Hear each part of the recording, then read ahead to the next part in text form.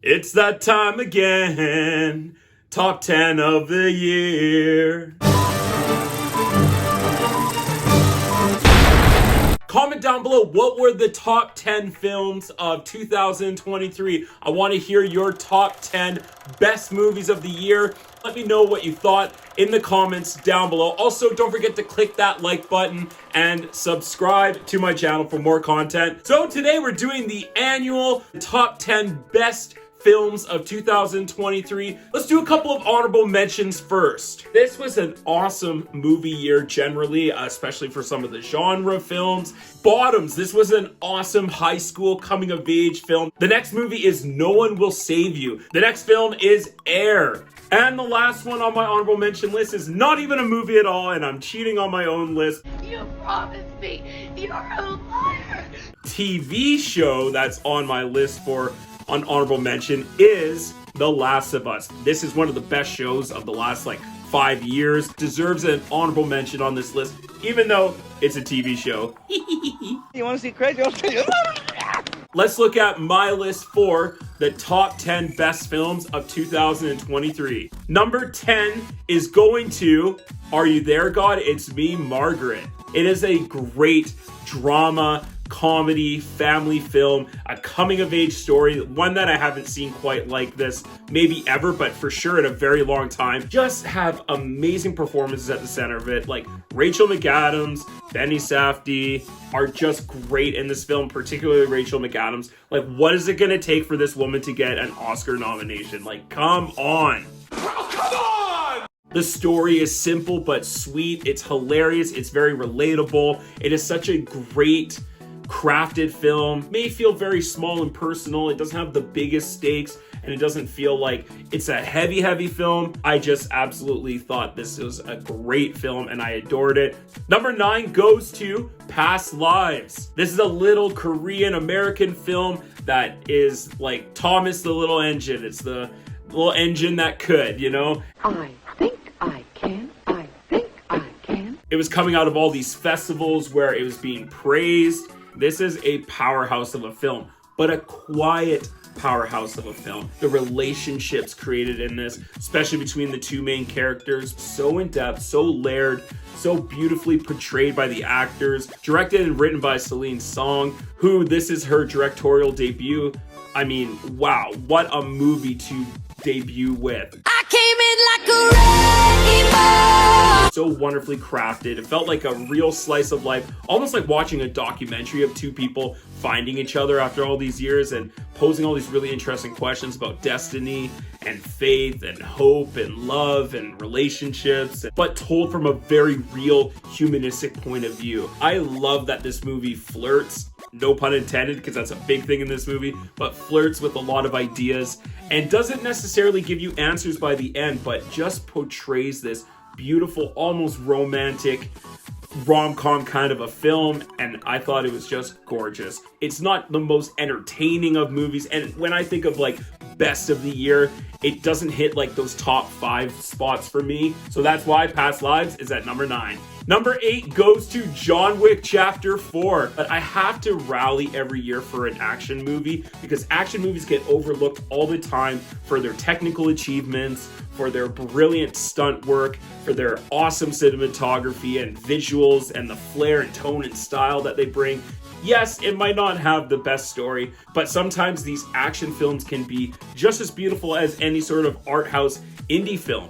And John Wick Chapter 4 definitely falls in that category. The cinematography is amazing. The way that they move the camera through the action scenes, and then the action scenes themselves are stunning. And I like the John Wick series, but I loved John Wick Chapter 4. It is my favorite of the John Wick movies, which is crazy considering it's the 4th one. What film franchise has the 4th film as its best? Maybe Mad Max Fury Road.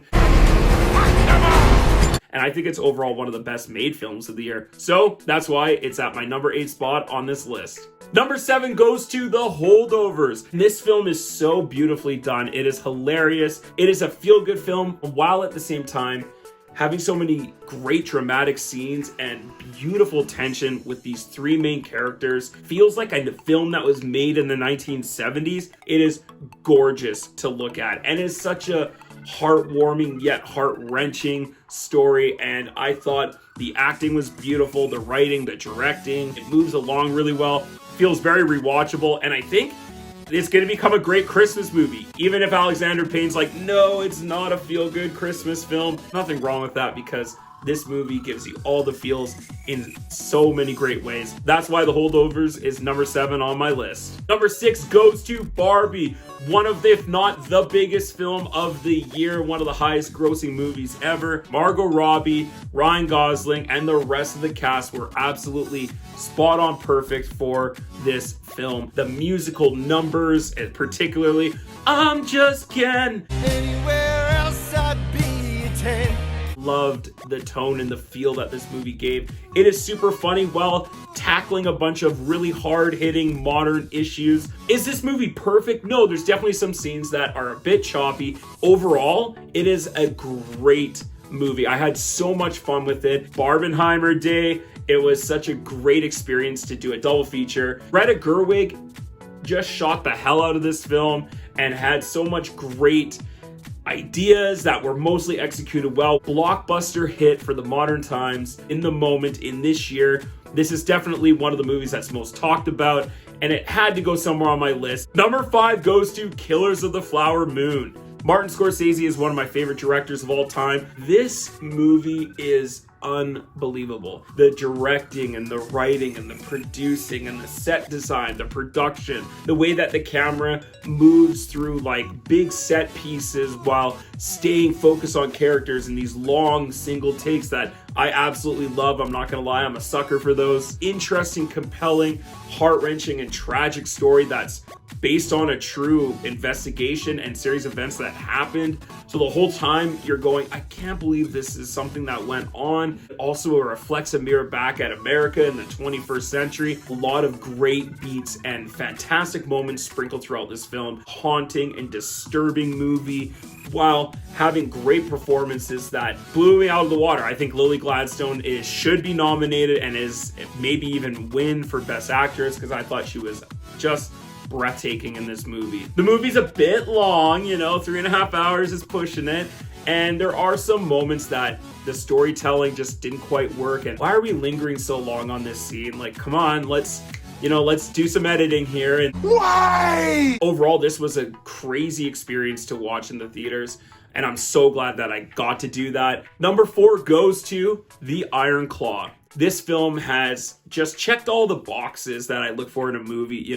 It's an entertaining film. It's got some great comedic parts, has some wonderful performances, a crazy and interesting but also tragic story at the center of it, beautiful cinematography, great entertaining action scenes in the form of wrestling scenes. And it just has all these elements that work on so many different levels for me. Zach's performance as Kevin Von Erich is unbelievable. One of my favorites of this year. I think he should also be nominated, but he probably won't be. But his performance is heart-wrenching. And there's a certain scene in this film that just absolutely got me, and I was tearing up, and I was like, wow, Zac Efron brought his A game. So I think this is his best film, and I think this is his best role he's ever done. And it's such a cool story about brothers and family wrapped up in this tragic tale that's also hopeful, inspiring, and uplifting and beautiful at the same time. Sean Durkin, who wrote and directed this film, did such a great job penning it. It is one of the best made films of the year. It is such an interesting story. Definitely earned its spot on this list. Number 3 goes to How to Blow Up a Pipeline. This was a movie that came out back in March. I walked out of the movie theater with my mind blown. No pun intended, okay? Are you telling jokes? I love jokes. But it was astonishing how good this film was. If you can get past the politics in this film and simply look at this movie as the thriller heist sabotage film that it is unbelievable how good this movie is. The craftsmanship, the directing, the writing is so amazing. The way they told the story through a series of flashbacks, but also cutting between, you know, what's happening in the present. Feels like a small indie production that's also big and epic in story. I love this movie. The fact that it just kind of came out of nowhere, has this like 1-2 gut punch. It's a great crime thriller heist movie while still having great characters, interesting characters at the center of. While the film can also be very disturbing at times, this is a great thrill ride experience. When I think of like having a great experience in the movie theater, this is one of the best experiences I had this year. One of my favorite films of this year. It deserves to be my number 3 spot. Number 2 spot goes to Oppenheimer. Christopher Nolan delivers this great epic genre film, a biopic, a historical drama, while telling a story that is frightening and did nothing to help my existential dread, let's just say that. I think he really instilled that feeling of dread and intensity in his film so well. The audience felt it. I know, like, I was feeling it when I was in the theaters. And yes, this movie is a bit long with 3 hours, but also a story like this deserves to have a runtime that fits it. So I'm not that upset about this particular runtime, even though I did feel it in the theater, especially on the same day that I watched Barbie. I did a double feature, Barbie first, then this movie. The performances are fantastic. Like, Cillian Murphy, give this man an Oscar already. He is more than deserving of one. Robert Downey Jr. might be nominated for Best Supporting Actor, and I won't even go over the rest of the cast because it'll take all damn night to do that. It is definitely impactful and it affected me. The sound, the production, the costumes, the cinematography is one of the best of the year. It might even win Best Cinematography. Telling it with a story that's set during World War II. One of my passions is like World War I, World War II. So this movie had me from the get-go and it did not let me down. Before I give the best film of 2023, make sure you click that like button and subscribe to my channel for more content. Also, comment down below, what did you think of this year in movies? What were the best films of 2023? I want to see your top 10 list down below. Thank you so much for doing that. The best film of 2023 goes to Ant-Man and the Wasp: Quantumania.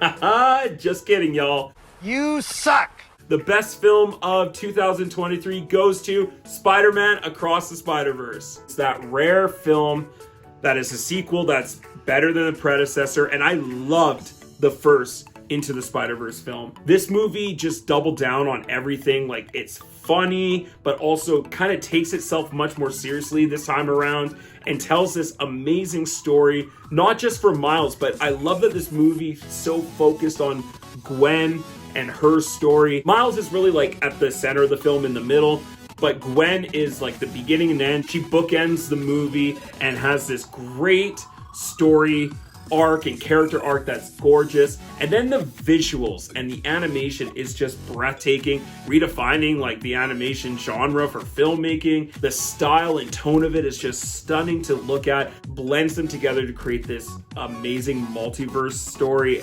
Amazing Spider-Verse story. And it was not just the best animated film of the year, I think it's the best film of the year from a storytelling perspective. The writing is fantastic. The directing is great. Oscar Isaac as Miguel O'Hara is fantastic in this movie. Such a great performance all over the board, from Haley Steinfeld to Shameik Moore. I'm a little bit of a sucker for Spider-Man, so I know I'm being a bit biased, and I do enjoy my animated films, but it was still hard for me to put like an animated film as the number 1. But if I was being honest with myself and just simply looking at what was the best made film, and then also what was entertaining and fun and engaging while still telling a great story and being artistically stunning and thoughtful, Spider-Man Across the Spider-Verse is the film of the year for me. And I'm great at doing stuff.